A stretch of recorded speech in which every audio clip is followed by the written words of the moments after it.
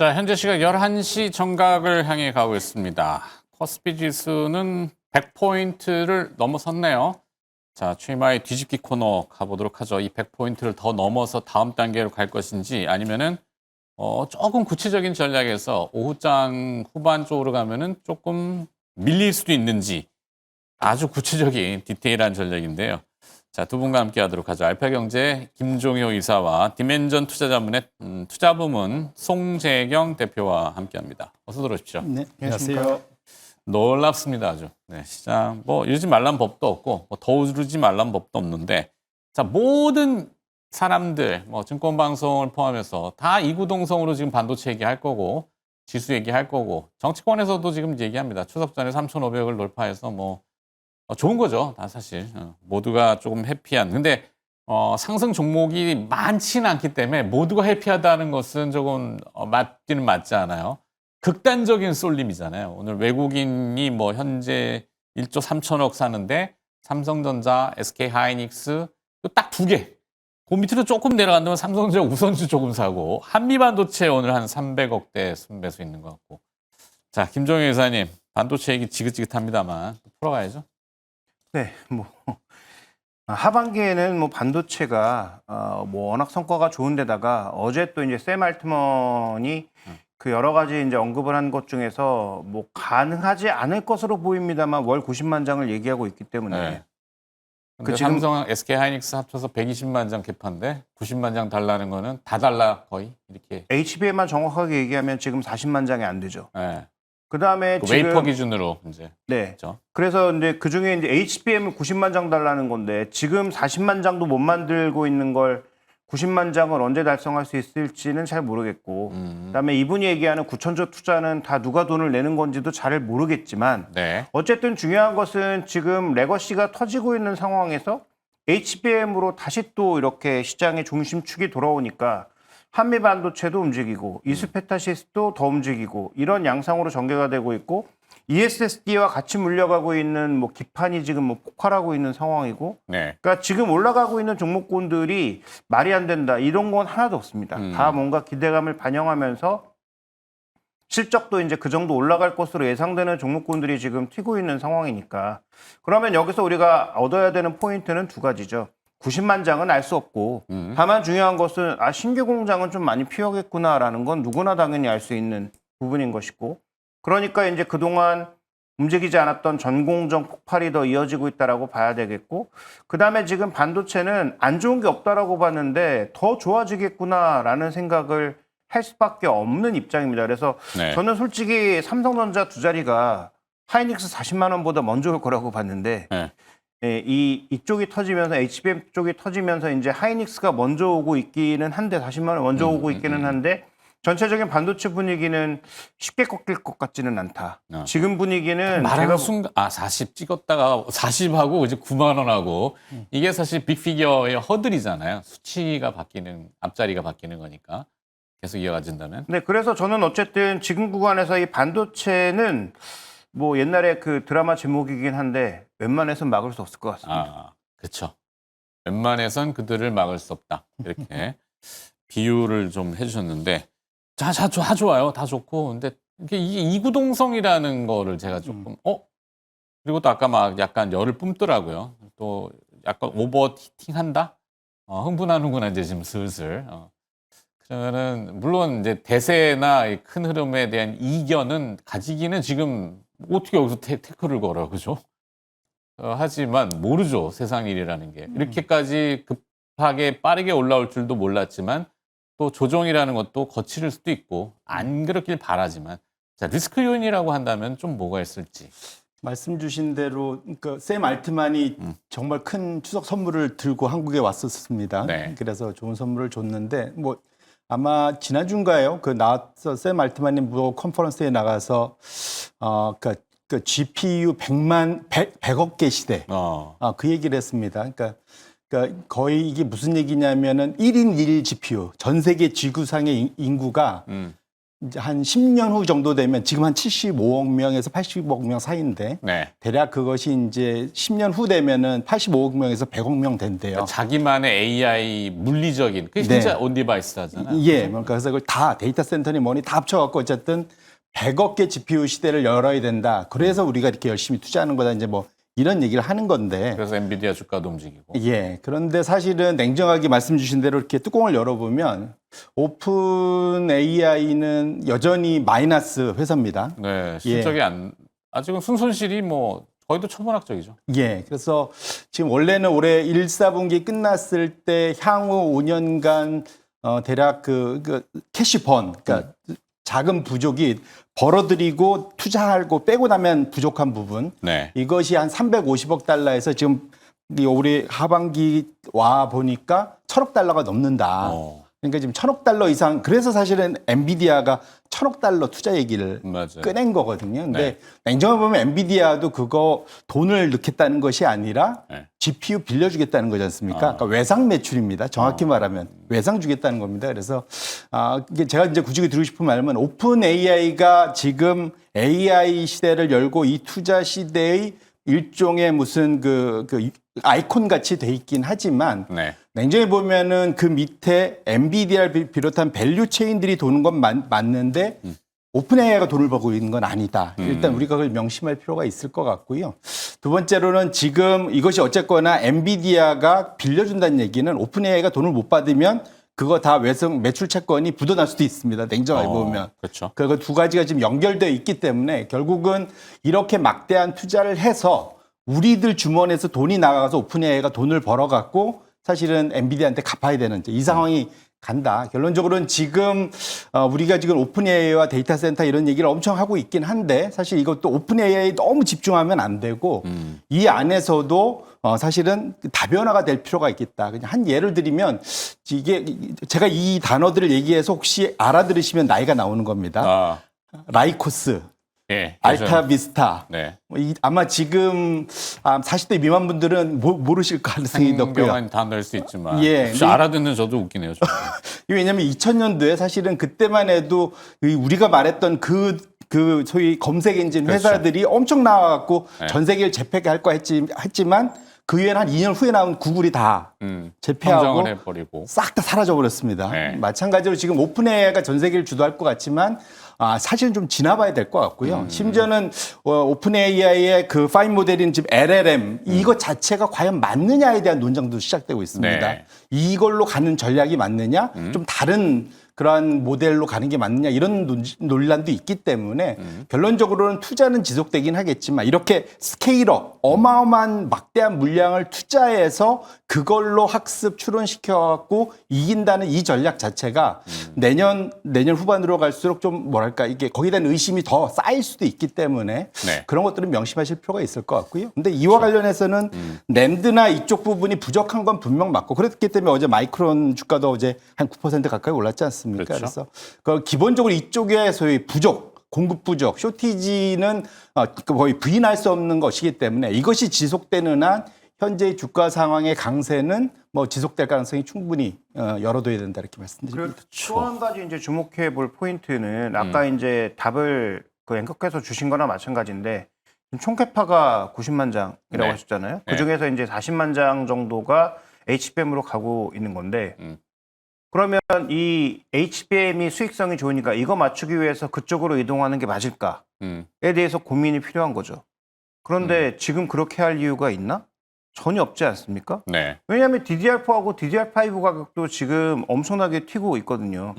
그러면 DDR5 가져다가 HBM3 만들면 수율 때문에 손실분이 상당히 나오죠. 그 수율이 좋다는 지금 하이닉스조차도 HBM3 4로 가면은 점점 수율이 떨어지거든요. 네. 그러면 DDR5 갖다가 수율 한 40%, 50% 나오는 거 만들어서 많은 거 버리고 비싼 돈 받아서 판다?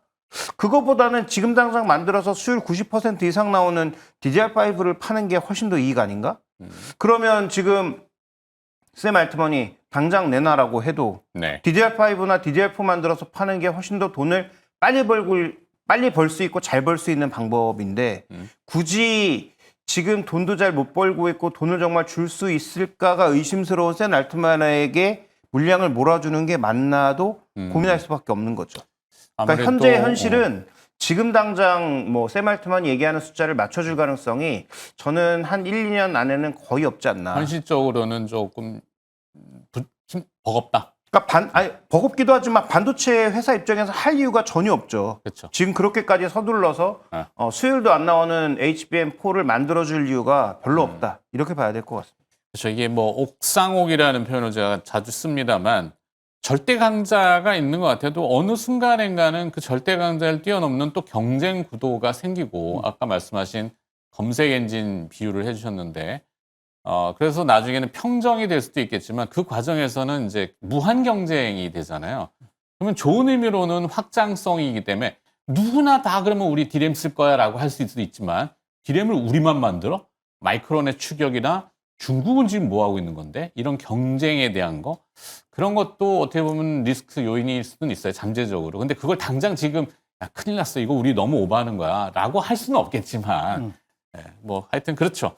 지퍼는 가고 봐야 되겠다. 그러니까 지금은 막 흥분하고 있어요. 막 주가가 올라가고 10% 뛰고 뭐 온통 뭐 하이닉스 온 세상이 반도체로 아름다운 세상이 돼버렸잖아요. 하지만 그 아름다운 세상 뒤에는 약간의 또 이 희세 많은 그런 꽃샘추위도 있을 수 있다.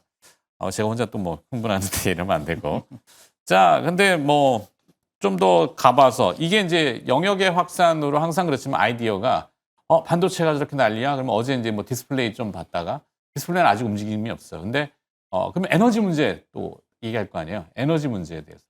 말씀 주신 대로 사실은 마지막 이 AI 데이터 센터가 돈을 잘 벌어서 갈 수 있을 때 마지막 바틀넥, 병목 구간이 될 수 있는 것은 전력입니다. 지금 전력을 확보할 수 있느냐 없느냐가 데이터 센터를 만드는 데 소위 우선 일단 그것이 필요이자 충분 조건이거든요. 그게 안 네. 되면 나머지는 아무리 갖다 놔봐야 소용이 없는 상황이긴 한데 실질적으로는 지금 전력에 관해서 지금 우리가 데이터 센터를 만드는 속도에 비해서는 당연히 느릴 수밖에 없습니다. 이게 상당히 좀 오랜 시간이 걸리고 지금 뭐 소위 말하는 그 천연가스로 이용하는 LNG로 그 생산 그러니까 가스 발전소도 빨라 2년 반. 보통 걸리는 상황이고 나머지 뭐 우리가 원전 얘기하는데 원전은 실제로 지금도 시작해갖고 부지 선정하고 그거 하면 정말로 10년 넘게 걸리거든요. 그래서 사실은 전력 부족이 가장 큰 이슈고요. 그래서 보시면은 지금 우리나라의 데이터 센터들도 지역 가는 걸 보면 다 지금 발전소 근처로 지금 지금 자리를 잡고 있습니다. 네. 뭐 미국도 마찬가지고. 그래서 결론적으로는 전력이 여전히 중요한 부분이다. 그러면 사실은 말씀 주신 대로 데이터 센터의 속도에 맞춰서 여전히 확장돼야 되는 건 전력 발전소, 전력 기기, 전선 이쪽과 관련된 밸류 체인도 여전히 우상향 추세는 지속될 수밖에 없는 상황이고 그렇게 놓고 본다면 이곳 꼭 데이터 센터뿐만 아니라 유럽 쪽에서도 사실은 지금 그 인프라 투자에서 가장 지금 중점하고 있는 게 전력 개통을 지금 새롭게 레벨업 시키는 거거든요. 그래서 네. 그 두 가지를 다 놓고 본다면 그러니까 여러 군데 측면에서 꼭 전기차 아니더라도 AI 데이터 센터 아니더라도 기본적으로는 전력과 관련된 수요 이것을 발전시키려는 수요는 여러 가지로 많기 때문에 그렇다면 오히려 이것이 하이브리드 투자가 될 수 있어서 좀 더 안전한 투자는 될 수 있을 것 같다 이렇게 말씀드립니다. 어차피 여기 걸치고 저기 걸치고. 맞습니다. 네. 에너지는 써야 되는 거니까. 김종인 의사는 어떠세요? 조금 근데 일단 비용이 폭발하는 걸 어떻게 감내할 것인지도 이제 잘 생각해 봐야 되겠죠. 반도체 가격이 이렇게 점점 뛰고 그러면 지금이야 이제 급하니까 지금 이 레거시 메모리의 재고의 그 타임 테이블이 3주로 줄었거든요. 네.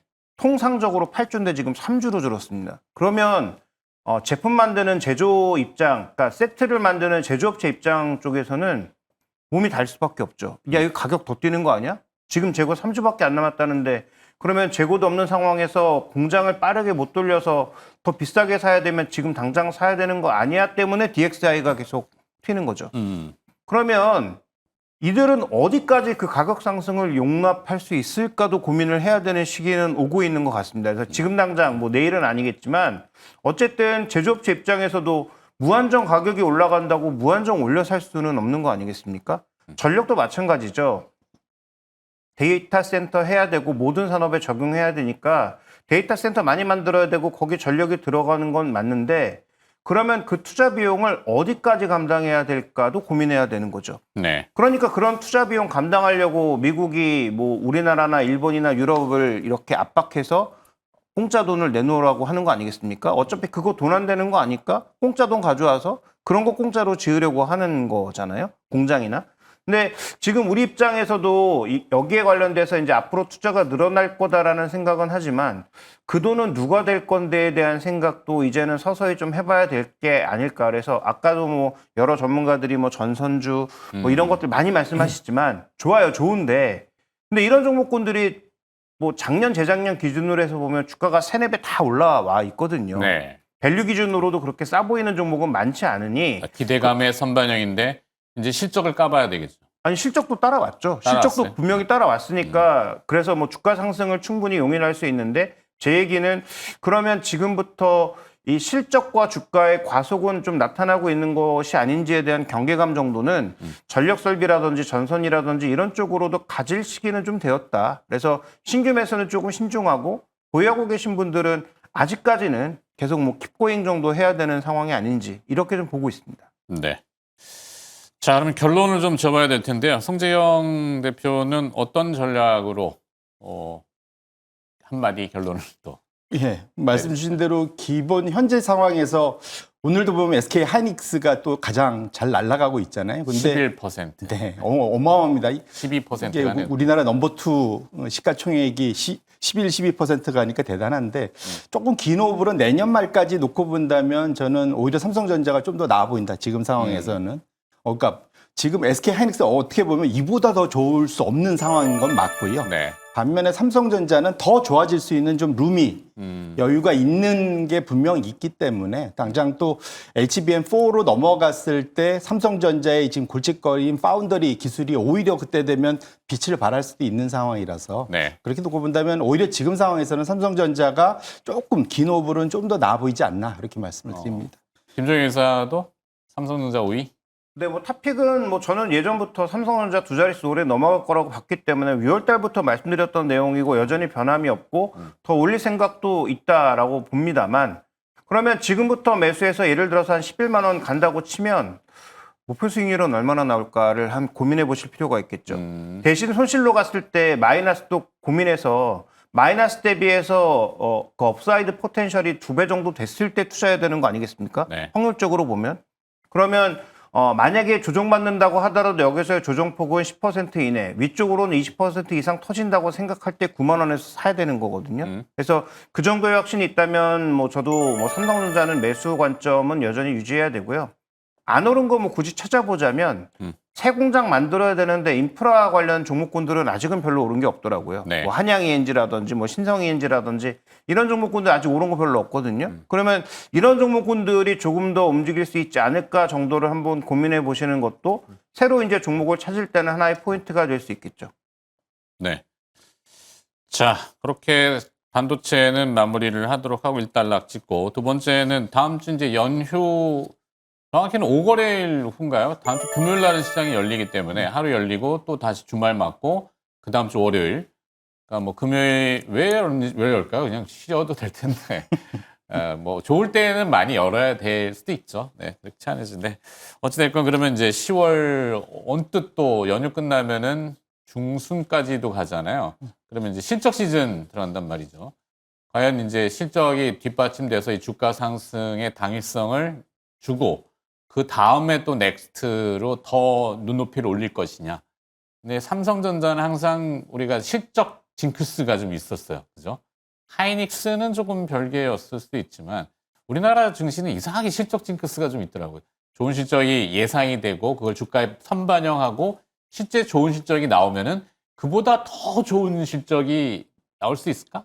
라는 퀘스천을 달면서 자, 어떨까? 실적 시즌에 대해서 조방원도 조금 조선방산 원전 여기 아직 실적은 좀 잘 안 나올 것 같긴. 방산은 좀 모르겠지만. 네, 일단 말씀 주신 대로 통상적으로 이런 강세장인 건 분명하지 않습니까? 우리가 네네네. 강세장 중심에 있고 강세장은 그러니까 소위 그 반으로 나눠서 상반 하반으로 나눠보면 후반 강세장도 특별한 경우는 아니면 실적이 받쳐주는 주도주가 지속적으로 우상향해서 마무리가 되는 뭐 이런 것은 과거의 경험에서 늘 봐왔었던 것 같습니다.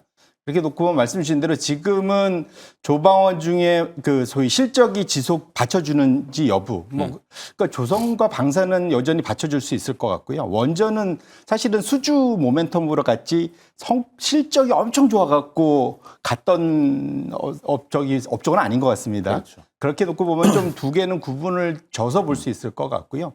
또 여전히 반도체에 대한 실적에 대한 기대감은 여전히 강합니다. 다만 마이크론이 실적 발표가 오히려 주가 좀 밀렸다가 이제 어제 다시 최근 한 며칠 다시 랠리를 보이고 있는데 가장 큰 이유는 지금 시장에서의 그러한 그 반도체 가격의 그러한 급등세 이것 보고 이제 앞으로 다음 10분기 실적에 대한 기대감을 반영하면서 주가가 가고 있습니다. 그래서 네. 지금은 오히려 그러니까 기본적으로 시장에서 당장 이번 실적에 대한 결과치도 중요하지만 그 다음 실적을 가늠해 볼 수 있는 시장 가격이 상승세에 있는 분야들은 여전히 주가가 강세를 보일 수 있다. 그런 측면에서 놓고 보면 반도체 분야도 그러한 모멘텀, 가격 모멘텀은 여전히 살아있을 수 있을 것 같아서 그 분야는 계속 좋을 것 같고요. 통상시장에서 금반지 요즘에 많이 얘기했지 않습니까? 금값도 뛰고. 네, 맞네요. 그래서 어쨌든 금융과 지주와 관련된 것도 지금 3차 상법 개정안 뭐 이것도 마무리가 될 수 있으니까 그거와 연관된 것들 지금은 좀 쉬어가고 있지만 네. 반도체 위주로 하고 있지만 금융과 소위 지주와 관련된 것들도 여전히 거기에 대해서 관심을 그러니까 내려놓으면 안 되겠다 이렇게 말씀드립니다. 자, 매크로 이 거시경제 다루는 게 또 참 어렵긴 한데 뭐 환율 얘기, 뭐 만찬의 금리 얘기. 자, 지금 아까 이제 금값 얘기를 했는데 금값이 거의 조만간 이제 4천 온스당 트로이온스에 4천 달러를 돌파할 것 같아요. 기정사실화처럼 됩니다. 왜냐하면 달러 가치가 그만큼 낮아지니까 이게 좋다 나쁘다를 얘기하기는 그렇고 각국 중앙은행들이 달러 보유고가 좀 점점 줄어들어요. 금은 늘리고 달러에 대한 신뢰도가 떨어진다 이렇게 볼 것인지 연방 정부가 셧다운 됐는데 주식시장은 거봐 그래갖고 이 공무원들 대량 해고하면은 고용지표 더 망가질 거야. 이미 어제 ADP는 망가졌잖아요. 더 망가질 거고 그러면 더 금리 내릴 거야. 와 신났어. 이렇게 가는 게 맞는 건지 이게 어디까지 갈 건지 저도 진짜 모르겠어요. 경제학이 지금 막 뒤죽박죽이 돼가지고. 그러니까 지금 현재 구간에서 우리가 가져야 될 포인트는 일단 가고 있는 게 너무 과열되느냐 정도를 이제 판단하는 게 핵심이라고 보여집니다. 그래서 아까 이제 뭐 반도체 좋다 많이 말씀드렸지만 저라면 오늘 한 20% 정도는 수익을 실현하고 가고 싶거든요. 저도 캐시는 좀 챙겨보겠어요. 네, 그래서 더 오르던 말든 상관없이 왜냐하면 조금 전에 이제 대표님 말씀 주신 것처럼 저도 20% 현금을 마련해서 연휴 이후에 그다음에 그 다음 주에 생각해 보면 실적이 좋은데 못 올랐던 종목군들도 한번 봐야 되지 않나라는 생각을 하고 있고 거기에 또 같이 맞물려 들어가는 게 정책이란 말이죠. 네. 그럼 정책과 관련돼서 당면한 두 가지는 다 아시는 것처럼 상법, 자본시장법 개정이라고 하는 이슈도 있고 거기에 이제 플러스로 지금 우리가 기대 많이 가지고 있는 이 가상자산과 관련돼 있는 법안이라든지 이런 것들도 무언가 통과될지 여부도 살펴봐야 된단 말이에요. 그러니까 로컬은 계속 증시부양 쪽에 친화적인 건 맞아요. 그죠? 그렇죠. 네. 그렇다 보니까 그러면 지금 반도체는 좋고 더 오를 것 같지만 조금 단기 과열된 측면이 있다면 그런 종목군들을 조금 내려놓고 네. 반대로 실적이 좋은데 정책 이슈나 반도체로 집중되면서 뭔가 오르지 못했던 종목군으로 기회를 봐야 되는 상황이라면 저는 많이 올랐던 뭐 반도체를 중심으로 해서는 어느 정도는 좀 수익을 실현하고 좀 가야 되는 게 아닌가라는 생각이 들고요. 그 다음에 이제 일정 기준으로 봤을 때 우리 연휴 기간에서 좀 주목해봐야 되는 건 일단 일본 선거. 네. 뭐 최종 결론이 어떻게 나고 환율이 어떻게 움직이는지 정도는 봐야 될 것 같고 그다음에 미국의 실업률이 정말로 악화돼서 금리를 10월 달에도 내릴 수밖에 없는 상황으로 가는 것인지도 또 봐야 될 것 같고 미국의 고용 데이터 안 나올 텐데. 아니, 10월 달 이제 나오잖아요. 우리는 쉬는 기간에 나올 거 아닙니까? 네. 그래서 그런 지표도 한번 봐야 될 것 같고 오늘 이제 만기를 기점으로 해서 이제 이번 월물은 또 오늘로 끝나게 오늘 되니까. 옵션 만기. 네, 오늘이 옵션 만기일이니까. 오후장 아마 또 드라마틱 하겠어요 보니까. 네, 그러면 이제 다음 주로 넘어갔을 때 다음 월물은 또 어떤 포지션으로 들어갈 것인지 이번에 청산하고 새로운 어떤 흐름을 볼 것인지도 좀 봐야 되는 상황이다 보니까 그런 요소들을 고려해서 투자 전략을 짜는 게 조금 맞지 않느냐. 그다음에 금강세에 관련돼서는 저는 뭐 일정 부분 시사하는 바가 있다고 봅니다. 이걸 금강세요? 유동 금강세가 뭐야? 금강세. 금값의 강세. 네. 난 또 신조어인 줄 알고. 네. 그래서 금값의 강세는 좋게 해석하면 유동성 증가 때문에 나타나고 있는 현상이다. 그러니까 달러가 나빠서가 아니고 전체 유동성이 증가하니까 화폐 가치는 다 떨어지고 실물 자산 가치가 올라갔다라고 해석해 보면 뭐 이걸 큰 이슈로 생각하지 않을 수 있지만 금 가격의 강세가 뭔가 지금 시장의 잘못된 부분을 반영하고 있는 거라고 생각하면 뭔가 뒤통수가 좀 얼얼한 거죠. 그렇죠. 근데 저는 아직은 앞쪽이 좀 더 가능성이 높다라고 보고 있기 때문에 금값의 강세는 유동성 장세에 대한 기대감을 조금 선반영하고 있는 것이다. 달러의 약세라기보다는 전반적인 화폐 자산에 대한 약세를 조금 선반영하고 있는 것은 아닌지 좀 우리가 그렇게 해석하는 게 제가 보기에 좀 맞지 않나 이렇게 보고 있습니다. 네.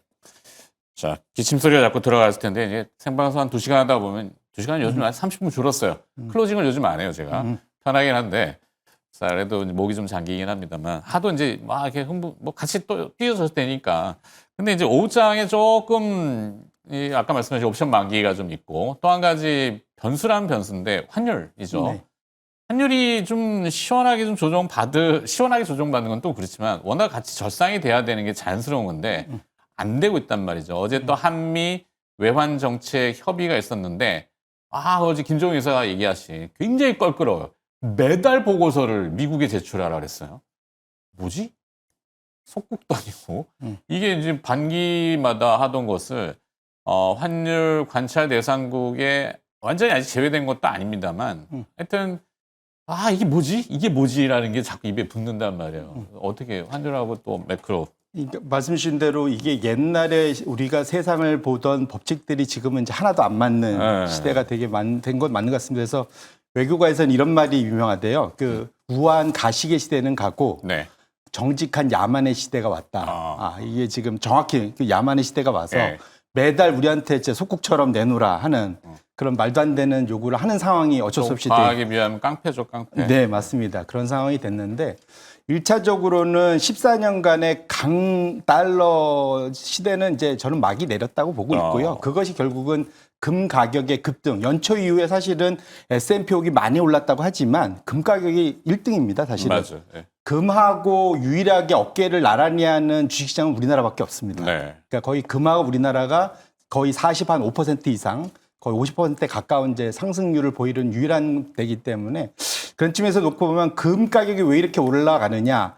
가장 큰 이유는 사실은 미국에 대한 재정 불안, 첫 번째. 두 번째로는 물가에 대한 여전한 불안, 인플레이션에 대한 불안. 이 두 가지가 결국은 최근 뭐 한 달 동안도 그렇지만 결국 금, 원자재, 원유 뭐 이런 가격이 상승하게 된 가장 큰 원인이다 보셔야 될 것 같고요. 이 추세는 지속된다. 그렇게 놓고 보면 최근 5년간 미국하고 우리나라하고 소위 경제 성장률이 역전돼 있었습니다. 미국이 훨씬 더 성장이 좋았고 우리가 나빴는데 드디어 내년부터는 OECD나 이제 다른 글로벌 소위 그 연구소들에 의하면 내년엔 드디어 우리나라가 미국보다 더 성장을 높게 합니다. 우리가 2.2%, 미국이 1.5 정도 생각을 하고 있거든요. 그렇게 되면 결국은 지금 우리가 거의 1,500원대까지 바라보던 평균 올해 1,400원대의 환율이 결국은 다시 1,400원대로 이렇게 앞에 숫자가 바뀌면서 내려갈 확률이 매우 높아졌고 외국인 투자자들도 지금 1,400원 수준에서도 계속 이렇게 들어오는 이유는 그 추세를 올라가는 걸 보는 게 아니라 내려가는 걸로 보고 지금 배팅을 하는 거다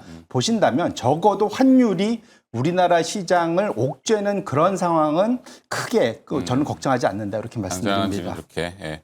하여튼 뭐 생각이 너무 많은 것도 피곤해요. 그러니까 좀 심플하고 좀 단순할 필요가 있는데 이 환을 많이 보던 입장에서는 막 복잡해지니까 사실 리딩을 이렇게 주식시장을 좀 이렇게 중개하는 입장에서 참 엉킬 때가 많아서 좀 아쉽긴 합니다만 하여튼 우리 그 송재영 대표는 당장의 환율을 그렇게 염두해야 될 건 아닌 것 같다. 정리하겠습니다. 자, 오늘 장 뒤집기 뭐 뒤집을 건 아니고 사실 뭐 전 부치듯이 고소한 냄새를 좀 풍겼어야 되는데 일단 시장은 뭐 풍겨주니까 그죠? 네. 그냥 그렇게 하고 마무리하죠. 알파경제 김종효 의사 또 명절 잘 보내시고요. 디멘전 투자자문의 송재경 투자부문 대표도 오늘 고생을 해주셨습니다. 두 분 고맙습니다. 네, 고맙습니다.